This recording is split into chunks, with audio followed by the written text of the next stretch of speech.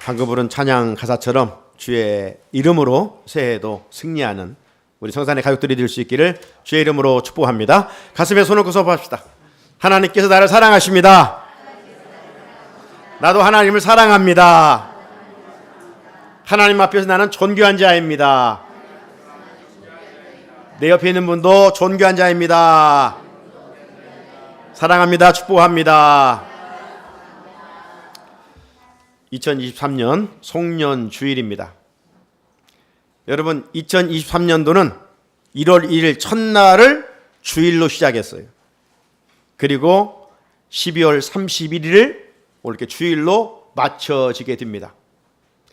2023년은 시간의 주이신 하나님께서 이 주일의 알파점으로 시작해서 오메가 주일로 마무리하게 되는 것 같습니다. 2023년은 하나님의 섭리 안에서 에베로 시작해서 에베로 마무리하는 한 해가 되었습니다. 에베넷을 여기까지 도와주신 하나님의 은혜에 감사하며 찬양과 영광을 돌립니다. 2023년 국내의 10대 굵직한 뉴스들이 발표되었습니다. 그런 뉴스들을 들으면서 우리 마음에 이때쯤이면 누구나 한 번쯤 내뱉는 말이 있는데 다사다난이라는 것이죠. 다사, 많은 일, 다난, 많은 어려운 일. 정말 한 해를 늘 뒤돌아볼 때마다 함축적으로 말할 수 있는 한 단어인 것 같습니다. 다사다난. 그래서 올해에도 지구촌 곳곳에 전쟁과 기근, 지진과 홍수, 이런 폭염, 폭우, 자연재해가 계속 끊임없이 이어지고 있습니다. 이런 모습들을 들어보면 하나님의 때가 가까이 오고 있구나, 이런 생각을 가져보게 되는 것이죠. 국내 상황은 어떻습니까? 안전지대가 한 곳이 없어요. 좀 어디에 피할 곳이 있으면 좀 가고 싶은데도 어디에도 안전지대가 없어요. 정치는 후진성을 면치 못하고 경제는 참으로 어려움에 지속되고 있는 상황이지요. 우리 사회는 질서가 무너졌습니다. 교육의 현장에도 어떤 권위가 무너지고 깨진 오늘의 현실 속에 참 교육이 이루어지지를 않고 있습니다. 남북관계는 위험지수가 점점 높아지고 우리나라는 지금 문제 중에 문제가 저출산입니다. 0.6명으로 민족의 운명이 위협을 받고 있습니다. 이렇게 가다가는 지구촌에서 우리 민족이 가장 먼저 사라진다는 불길한 예고를 하고 있습니다. 특별히 2년째 러시아와 우크라이나의 전쟁이 멈추지를 않고 그런 가운데서 최근에 팔레스타인 하마스가 이스라엘을 공격함으로 말미암아 성지의 총성이 끊이지를 않고 있음을 보게 됩니다. 정말 어느 한 곳 안전지대가 없이 지뢰밭같이 위험이 도사리고 있는 오늘의 지구촌입니다. 코로나 팬데믹 이후 세계 경제는 여전히 회복하지 못하고 휘청거리고 있으며 이런 여파와 영향으로 우리나라는 고환율과 고금리와 고물가, 쓰리고 현상으로 경제적인 큰 위기를 맞고 어느 휘사는 또 이 부도가 나고 있는 그런 뉴스를 우리는 접하고 있습니다. 특별히 2023년은 어느 해보다도 한반도 남북관계 상황은 살얼음판을 걷는 것과 같았습니다. 북한은 계속해서 탄도미사일을 발사하고 이런저런 이 미사일을 발사하고 있지 않습니까? 그러면서 무서운 핵실험을 이어가고 있습니다. 이와 같은 김정은의 난폭 행보는 남한뿐만 아니라 전 세계를 위협하고 긴장시키고 있습니다. 이런 남북의 위기 상황에서 정치 지도자들이 정신을 차리고 함께 힘을 모아야 할 텐데 그렇지 못하고 소인배 정치를 하고 있습니다. 이제 내일 4월이면 또 국회의원 선거가 있는데 지난 4년간 국회의원들의 점수를 몇 점이나 주고 싶습니까? 저들이 선거에 나와서는 땅에 닿도록 허리를 굽혀 인사를 하지만 당선이 되고 난 후 저들의 태도는 다릅니다. 군림하는 자세로 국민은 안중에도 없습니다. 당 정치에 갇혀 옳고 그름이 없습니다. 국민에게 희망을 줘야 할 집단이 가장 절망과 실망을 주고 있는 오늘의 현실입니다. 이런 가운데 우리 교회는 어떻습니까? 교회가 정말 세상에 희망이 되고 있는가? 그리스도인들이 땅에 빛과 소금의 사명을 감당하고 있는가? 교회 역시 헤게모니 싸움을 하고 있습니다. 노예나 총회 가보면 누가 높은 자를 하나 더 얻을까? 섬김의 리더십을 발휘할 텐데 그렇지 못한 안타까움을 보게 됩니다. 동물의 세계처럼 힘 있는 자가 왕입니다. 교계도 질서, 선업에도 없어요. 이런 가운데 코로나19 팬데믹 이후 교회들은 많이 약해져 가고 있습니다. 심지어 교회를 떠나는 이들도 있습니다. 한편 주변의 이단들은 끊임없는 활동으로 교회와 성도들을 미혹하고 있습니다. 교회는 지금 어떻습니까?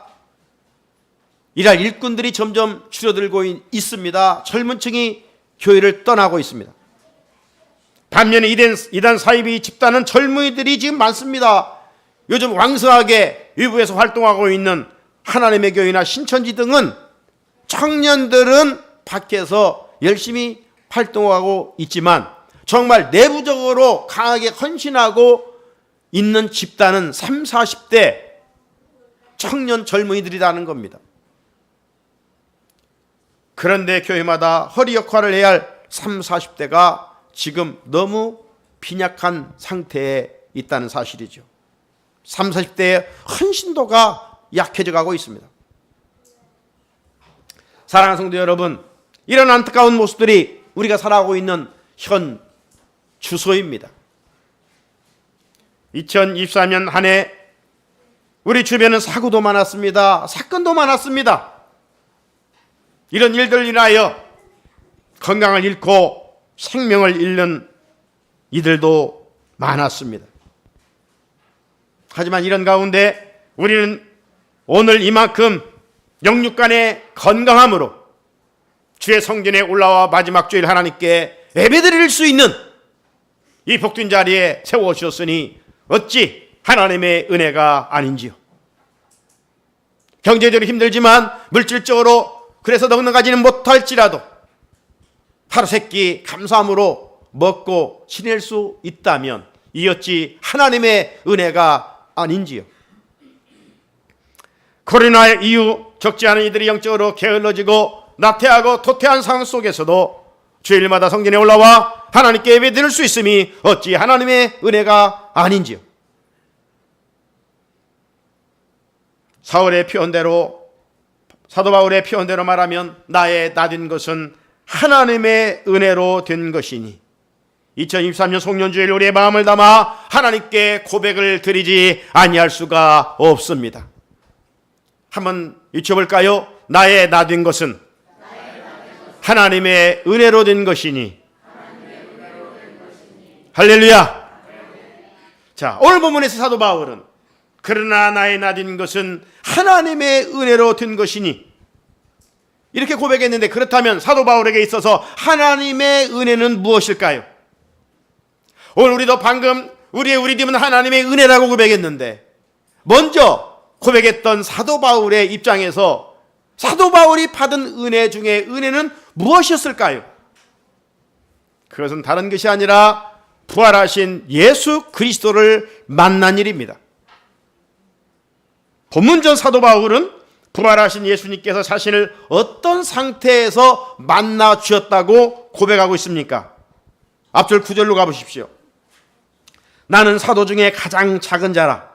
나는 하나님의 교회를 박해하였으므로 사도라 칭함받기를 감당하지 못할 자니라 말합니다. 하지만 바울은요, 어느 제자들보다도 주님을 위해서 헌신했습니다. 수고했습니다. 정말 주님을 위해서 많은 일을 한 사람이 사도 바울입니다. 그런데 자기는 사도라 칭함을 받기가 합당치 않다라고 겸손히 고백하고 사도 중에 가장 작은 자라고 고백하고 있습니다. 그러나 실상 그는 작다고 결코 할 수가 없을 만큼, 가장 크다고 인정할 만큼 주님을 위해서 헌신한 사람입니다. 그런데도 주변에 많은 사람들이 너는 사도가 아니야, 너는 예수님의 12제자가 아니야, 자꾸 사도 바울의 사도권을 인정하지를 않았습니다. 바울도 사람입니다. 그래서 그래? 내가 그렇게 다른 사도보다 못한가? 자기가 하나님 앞에서는 그렇게 작은 자라고, 나는 하나님을 핍박했던 자라고 고백하지만 다른 사람이 그렇게 이야기할 때는 약간 열을 받았던 것 같습니다. 그래서 한 번은 작정하고 내가 주님을 위해서 한 일을 한번 이야기해 보겠다 하면서 고린도 교회에 편지를 보낸 내용을 보게 되면 이런 고백을 합니다. 고린도 후서 11장 23절로 27절 말씀인데 한번 들어보십시오. 바울이 얼마만큼 주를 위해 헌신했는지 말입니다. 그들이 그리스도의 일꾼이냐? 사도 바울의 사도권을 부정하는 사람들을 향해서 이야기하는 겁니다. 그들이 그리스도의 일꾼이냐? 정신없는 말을 하거니와 나는 더욱 그러하도다. 내가 수고를 넘치도록 하고 옥에 갇히기도 더 많이 하고 매도 수없이 맞고 여러 번 죽을 뻔하였으니 유대인들에게 40에 하나 감한매를 5번 맞았으며, 왜 40에 감한매 39대를 때렸냐? 40대를 때리면 사람이 죽는 것으로 알았어요. 그러니까 매로 그냥 작살 내버리는 겁니다. 한 대 덜 때리는 거예요. 이런 것을 바울은 5번이나 만졌다는 거예요. 3번 태장으로 맞고, 1번은 돌로 맞고, 3번은 파선하고, 일주일을 깊은 바다에 지냈고, 여러 번 여행하면서 강의 위험, 강도의 위험, 동족의 위험, 이방인의 위험, 시내의 위험, 광야의 위험, 바다의 위험, 거짓 형제 중에 위험을 다하고 또 수고하며 애쓰고 여러 번 자지 못하고 줄이며 목마르고 여러 번 굶고 춥고 헐벗었노라. 우리 중에 예수를 믿으면서 누가 이렇게 하고 있습니까? 어느 제자가 주를 위해서 이만큼 수고한 제자가 있습니까? 기독교 2000년 역사에서 사도 바울만큼 주님을 위해 헌신한 사람은 찾아볼 수가 없습니다. 그런데 자신은 하나님 앞에 설 때마다 작은 자다, 작은 사도다, 이렇게 고백을 했습니다. 이렇게 고백한 이유는 다른 것이 아닙니다. 9절에 있었던 말씀처럼 나는 하나님의 교회를 박해했던 자였기 때문에, 하나님의 교회를 박해한 사람이기에 아무리 내가 지금 주님을 위해서 일한다고 하지만 지난 날을 생각해 보면 나는 하나님 앞에서 극히 명함 한 장 내놓을 수 없는 작은 자입니다. 이런 고백을 할 수밖에 없었어요. 여러분, 본래 바울의 이름은 사울이죠. 사울은요 큰 자입니다. 이름부터 교만한 자예요. 근데 그가 예수를 만나고 이름이 바울로 작은 자, 겸손한 자가 됐어요. 사울은 바리새인이었습니다. 바리새인들은요 율법에 사로잡혀 살아가는 사람들입니다. 그렇기 때문에 사도 바울은 사울이었을 때 철저하게 율법을 지켰습니다. 자기 고백에 의하면 율법의 의로는 흠이 없다. 대단한 사람입니다. 이 정도로 율법을 엄격히 지키고 살았기 때문에 그 누가 율법을 조금만 어긴다? 그러면 그걸 지켜보고 듣고 있을 수가 없어요. 감히 하나님의 율법을 훼손하다니 하면서 어떤 액션을 취하지 않고는 견딜 수가 없었어요. 그런데 어느 날부터인지 예루살렘에 살던 사람들 중에 율법을 지켜야 구원을 받는 것이 아니라 나사렛 예수 그리스도의 이름을 믿어야 구원을 받는다, 이렇게 말하는 사람들이 있었어요. 율법을 생명처럼 지키던 사울이 그 소리를 들을 때 가만히 있을 수가 없는 거예요. 막 마음에 불이 일어나는 거예요. 세상에 이런 나쁜 놈들이 있다니, 율법을 훼손하다니 하면서 이제 예수 믿는 사람들을 잡아 핍박하고 옥에 가두는 일에 누구보다도 앞장을 서게 되지 않습니까? 이런 열심은 예루살렘에 머물러 있지를 않았어요. 어느 날 그 기회에 다메섹에 예수 믿는 사람들이 많이 있다는 소식을 듣게 됩니다. 그래서 종교 지도자 대제사장이 찾아가서 공문을 받아가지고 저 북쪽 다메섹까지 가게 되지 않습니까? 왜 갑니까? 그들을 잡아 죽이기 위해서. 율법을 지켜야 구원을 얻는데 무슨 예수를 믿어야 구원을 얻는다고 허무맹랑한 헛된 소리를 하는 사람이 있단 말이냐. 이런 사람들은 가만히 두면 안 된다. 이건 이단 중에 이단이다. 그래서 사울은 젊은 혈기를 가지고 다메섹까지 가게 되지 않습니까? 참, 그런데 하나님의 섭리는 알 수 없는 거예요. 날 좋은 날 벼락을 맞아도 부족함이 없는 사울인데 하나님의 인자와 사랑은 끝이 없어요. 그래서 그렇게 혈기가 강했던 사울을 하나님이 다메섹 도상에서 만나주시지 않습니까? 부활하신 예수 그리스도가 그를 만나 사울이 바울 되게 하시는 은혜를 입게 해 주셨어요. 그러니까 우리 주변에 저 사람은 뭐 불교 골수분자야, 아이고 저 사람은 예수 예자도 듣기 싫어하는 사람이야, 그러니까 우리는 저들에게 다가가서 예수 믿어라 말할 생각도 갖지 않는데, 하나님은 오히려 그들의 영혼을 더 불쌍히 여기시고 그들이 돌아오게 되면 그들의 믿던 종교의 열정을 가지고 누구보다도 하나님의 나라를 바울처럼 일할 수 있다는 사실이에요. 하나님의 계획과 섭리 가운데 다메섹 도상에서 부활하신 예수님이 나타나 그렇게 그리스도인들을 핍박하던 사울을 만나 주십니다. 사울은 이 사건으로 부활하신 예수님을 만나게 되었고, 바울은 남은 생에 오로지 예수님의 십자가와 부활을 전하는 일을 위하여 일생을 헌신하게 되지요. 사도 바울은 과거 사울의 때에 이런 이력을 갖고 있었기 때문에 지금 아무리 주 앞에서 헌신하고 충성한다 할지라도 하나님 앞에서는 죄인 중에 죄인이요, 사도 중에는 가장 작은 자요, 하나님 앞에 너무 죄송할 뿐이었습니다. 그래서 자신을 감히 사도라 칭할 수 없다, 그렇게 고백하고 있는 것입니다. 하지만 하나님께서는 사울을 만나 구원해 주셨고 이방인의 죽어가는 영혼들을 살리기 위한 사도로 불러주셨습니다. 이것이 사도 바울에 있어서 은혜 중에 은혜였습니다. 사랑하는 우리 성산의 성도 여러분, 우리 중에 스스로 노력해서 구원 얻은 사람이 있습니까? 내 공로로 죄 문제를 해결하고 걸어가게 된 사람이 있습니까? 단 한 사람도 없습니다. 100% 전적인 주님의 은혜입니다. 그렇게 한 해를 보내는 끝자락에서 사도 바울처럼 우리는 고백하지 아니할 수가 없습니다. 나의 나된 것은 하나님의 은혜로 된 것이라고 말합니다. 다시 한번 선포합시다. 나의 나된 것은 하나님의 은혜로 된 것이니. 할렐루야. 바울은 10절에서 이렇게 고백합니다. 다시 한번 읽습니다. 그러나 내가 나된 것은 하나님의 은혜로 된 것이니 내게 주신 그의 은혜가 헛되지 아니하여 내가 모든 사도보다 더 많이 수고하였으나 내가 한 것이 아니요 오직 나와 함께 하신 하나님의 은혜로다. 바울에게 첫 번째 받은 은혜는 무엇이라고요? 핍박자가 부활하신 예수를 만나 구원받은 일이요, 그 다음은 사도로 부름받은 일이요, 사도로 부름받아서 그냥 희미하게 살은 것이 아니라 어느 제자보다도 주님의 나라를 위해서 헌신하고 충성하였다는 것입니다.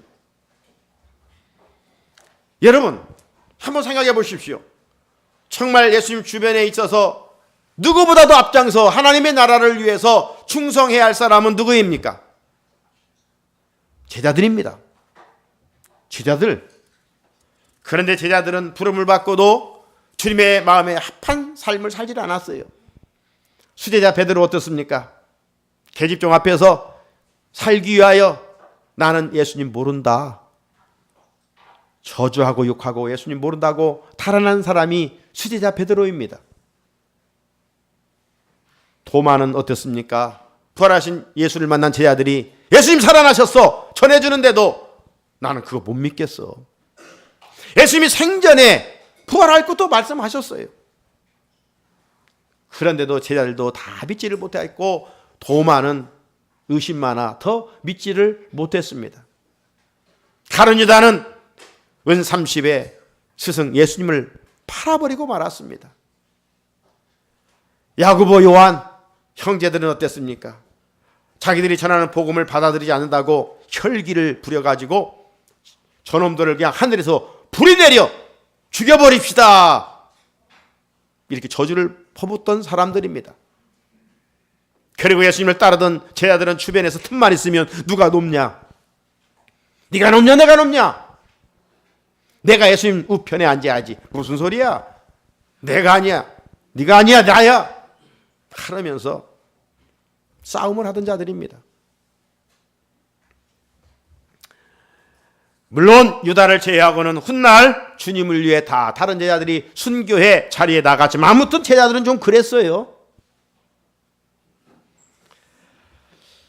하지만 사도 바울은 한 번도 사울이 자리에서 바울로 변화되어 변덕스러운 신앙생활을 한 적이 없습니다.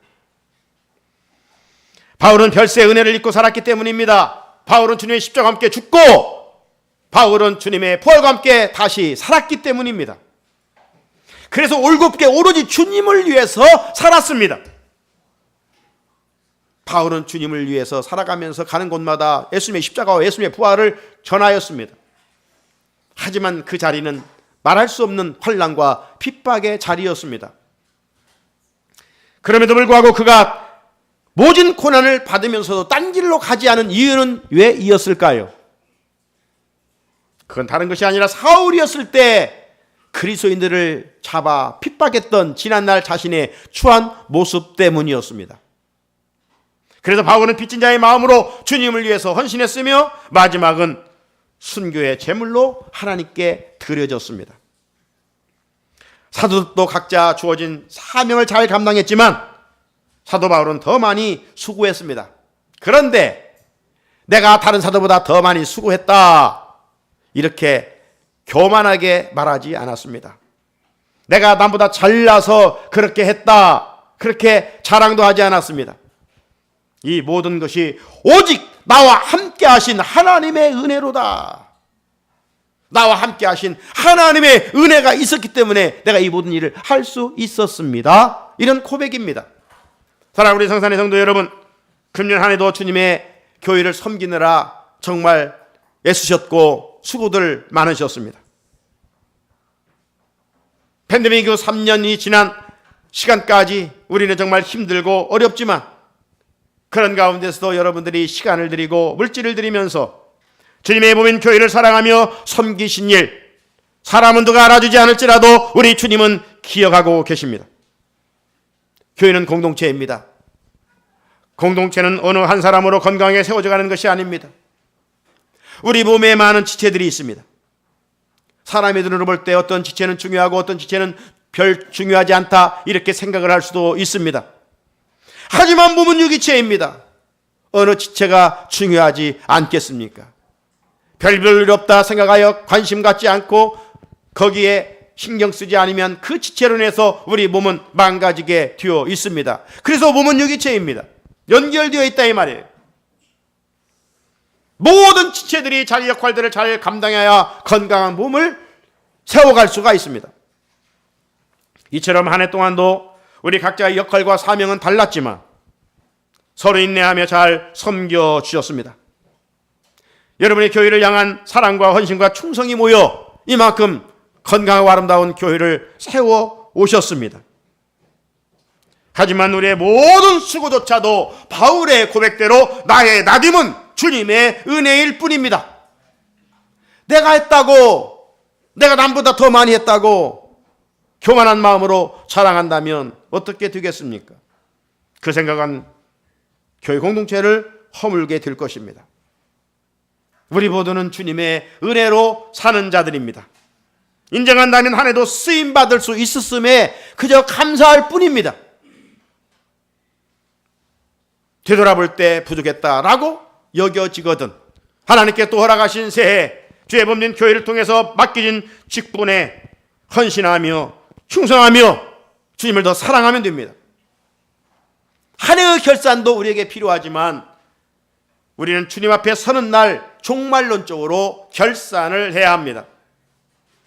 그때 주님께서 주시는 칭찬과 상급을 받기 위해서는 새해도 믿음으로 주신 직분에 충성하는 일인 줄로 믿습니다. 새해에도 어떤 일을 맡겨주시든지 감사함과 즐거움으로 섬기십시오. 반드시 여러분의 직분은 축복의 통로가 될 줄로 믿습니다. 지난 날도 주님의 은혜로 살았습니다. 2023년도도 주님의 은혜로 살았습니다. 다가오는 2024년 불확실한 미래입니다. 이런 현실에서 우리는 어떻게 살아야 되겠습니까? 온전하시고 완전하시고 모든 것의 주인이시고 결정권을 가지신 하나님의 손을 붙잡고 나아갈 때 주님의 은혜가 앱이 되어 있을 줄로 믿습니다. 나의 나딤은 오직 주님의 은혜이기 때문입니다. 할렐루야. 걸어가신 하나님 아버지 감사합니다. 감사합니다. 한 해의 마지막 날입니다. 예배의 자리에 섰습니다. 주를 돌아봅니다. 내 애씀과 수고가 있었습니다. 내 땀 흘림이 있었습니다. 주님의 교회를 누구보다도 이 모양 저 모양 사랑하며 섬겼습니다. 주님은 아십니다. 그러나 우리의 고백은 사도 바울의 고백처럼 동일하게 고백됩니다. 그런 일을 할 수 있었던 모든 것도 내 능력이 아닌 주님의 은혜